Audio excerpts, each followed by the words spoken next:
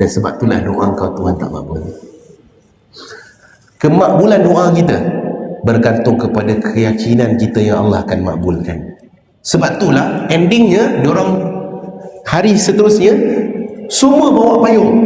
Dah yakin lepas semayang je hujan mesti turun. Bawa payung semua. Tuan-tuan, habis semayang tuan-tuan, turun hujan dengan selebat-lebatnya kerana dia yakin Allah akan makbulkan doa dia.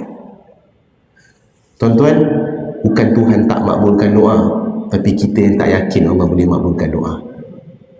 Yakin itulah yang kita kena bina. Allah boleh kabulkan doa kita yang mustahil dengan cara yang lebih mustahil. Mustahil lah da'i saya boleh selesai hutang saya. Mustahil lah da'i saya boleh banyak duit nak bagi nafkah, nak senangkan keluarga saya. Mustahil lah. Kita pun dah sangka buruk dengan Tuhan. Tuan-tuan, iblis kan kena laknat kan? Ni dah saya pendekkan cerita ni. Iblis kan kena laknat dengan Allah kan? Sebabkan dia berlanggar. Tadi kan saya cerita tadi tu kan? Kan kena halau daripada syurga kan? Tuan-tuan, iblis kena laknat daripada syurga, kena halau dari syurga. Apa benda dia buat? First dia buat apa? Tak apa, saya dah tahu. Saya tahu. Benda first dia buat lepas kena laknat, kena halau daripada syurga, first kali dia kena buat, dia buat apa? Dia berdoa kepada Allah. Tahu tak dia doa apa?